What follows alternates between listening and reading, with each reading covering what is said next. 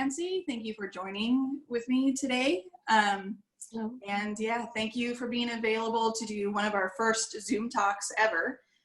This is a unique experience for everybody, but I also think a really great opportunity to have a greater reach. So thanks for coming in.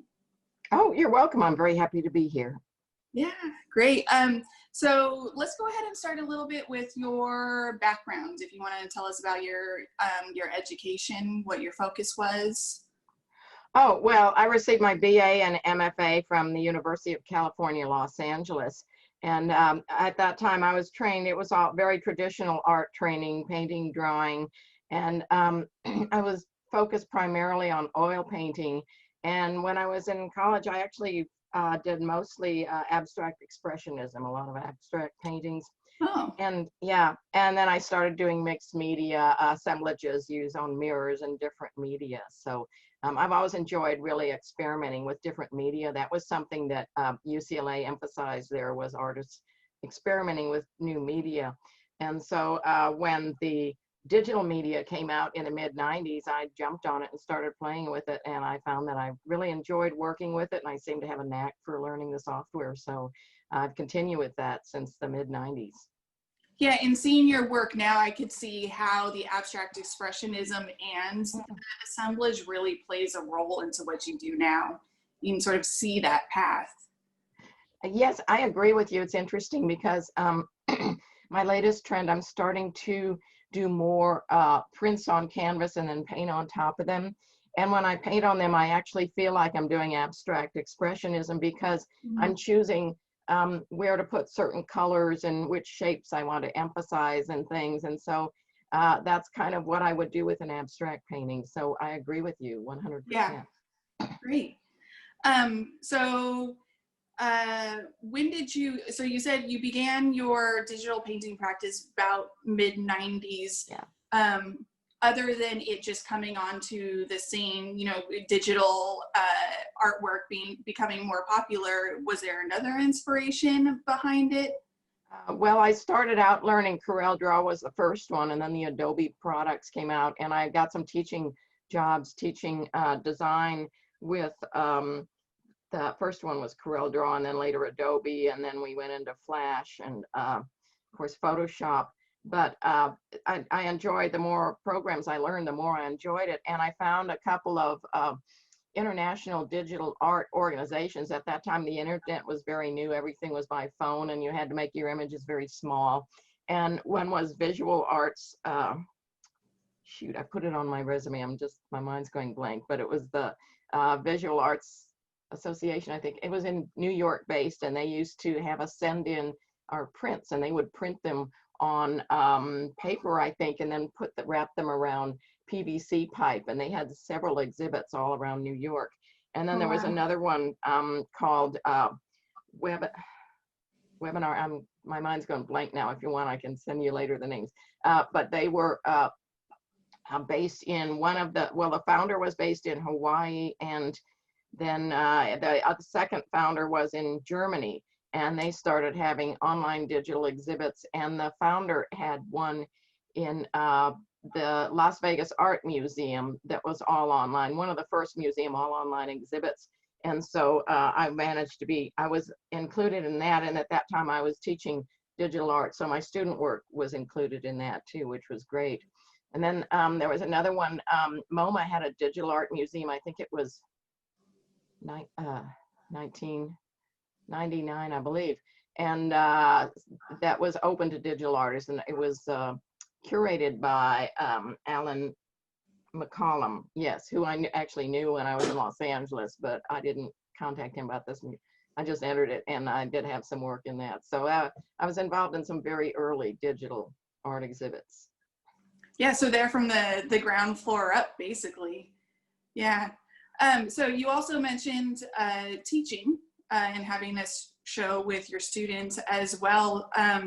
And so a lot of people don't know, who may have come in to see your work, that you were not only an artist, a full-time practicing artist, but you were also an educator. So where are you currently teaching? Oh, well, I taught digital art for about 24 years Taught it on campus, and then later online. I taught it fully online in the Art Institute of Pittsburgh online division. I taught mostly graphic design courses using Photoshop and Illustrator, taught some web design too, taught web design and multimedia. And then they closed, and I taught on their campus in San Antonio here for a couple of years. And currently, I'm not teaching art, I'm teaching graduate classes at UTSA in educational psychology, and I'm also the senior instructional designer there. So. Oh, wow. So you also have a PhD as well. What's Yeah. your PhD in? It's in educational psychology with emphasis on educational technology, because I was very interested in online teaching and online art. I decided to get my PhD in educational technology mainly as a backup to employment. As you know, being employed as an artist is not real secure, and I enjoy the topic. So I finished that at A&M College Station in 2013. So. Wow, great. Well-rounded artist, which is amazing. And yeah, we've all known, I'm sure many of you out there in the visual arts community have been told by many people, it's great to be an artist, but always have a backup. So Yeah, definitely. Yeah. Okay, so let's go ahead and have you talk about the actual process of your exhibit, which is currently on display at the Dougherty Arts Center, forest bathing. Let's see. When did you begin exploring the concept of forest bathing? Well, my husband and I have been visiting state parks for many years. That's was our getaway when we lived in Houston. We visited all the state parks in the hill country, and I always took photographs. And we moved to San Antonio in '99, and we were visiting Guadalupe River State Park. And there was one area that I really liked a lot. And so I went back to take pictures of it. I was going to use it as a reference for a painting that I was going to make. And I never really started on the painting, but then I was invited to participate in an exhibit that was on short notice, and I knew I didn't have time to finish a painting, so I took this photograph and started playing around with it. And I really liked what I did, so I did a whole series of it. It's the Guadalupe River series, and I actually did like 7 or 8 versions of it in different colors. And I was inspired by, I had been in San Diego and seen a exhibit by Lichtenstein where he kind of did a takeoff on Monet's Haystacks, where he did a series in all different colors of the same image. So I did the Guadalupe River series that way. And in terms of the concept of forest bathing, it was intuitive for a long time. I've always enjoyed being in nature and being outdoors, and we used to go camping a lot, and that's the first thing I noticed moving to San Antonio was all the beauty of the trees and everything. And so it was the last couple of years I ran across the term forest bathing, and I started looking it up, and I noticed there are places around the world where they actually take people into forests and help them meditate and enjoy the beauty of nature, and people actually make careers out of that. Tour guides, I suppose. I think mostly it started in Japan, but there's several groups in Scandinavia too, I believe Sweden or Finland. And so I find it very interesting. So I've been subscribing to their newsletters. And then I started reading, since I have this PhD in educational psychology, I did some research for my PhD program on the effect of media on learning, what types of media are most enhance learning the best. And so I became interested in the effects of forest bathing on people, the psychological effects, and started thinking, well, we don't hear much about the psychological effects of art on people, but it's got to have the same effect. And there is research that shows that office workers are happier when they've got pictures of flowers, and they've done research on hospitals. They put the patients do better when they're in an area where they can see the outdoors, or if they have something scenic in there. So I did a little more research on that, and that it pulled together the things that I'd been doing anyway. I'd been doing pictures of the outdoors because I'd go out and I felt like the trees were speaking to me. They'd say, take my pictures. So I'd take some pictures, and when I got home, then I'd play around with them and make them into some kind of digital art. So they were, it really, the forest bathing concept just kind of pulled together things that I'd already been doing for a number of years. Right, and I feel like it's something that a lot of people feel the effects of, but don't realize that they are feeling those effects. And I think your exhibit really brings that to light.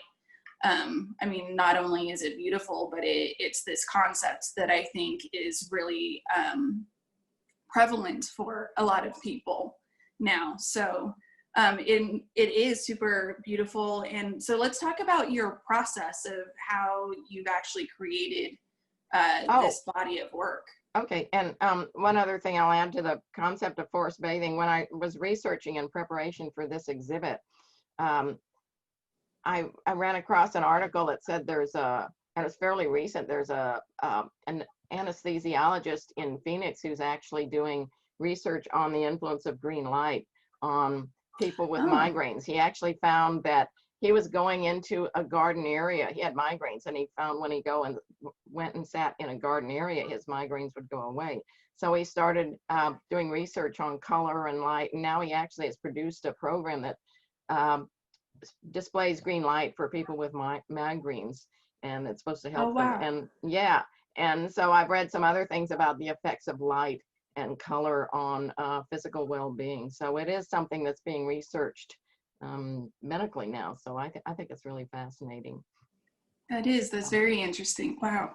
So in terms of my process, what I do is I take pictures that just something that grabs me. When I still visit a lot of state parks. I started out, I was going to do a series on Texas rivers, and we were visiting different state parks and taking pictures of the rivers. And my focus always was on the trees near the rivers, so they were what stood out the most.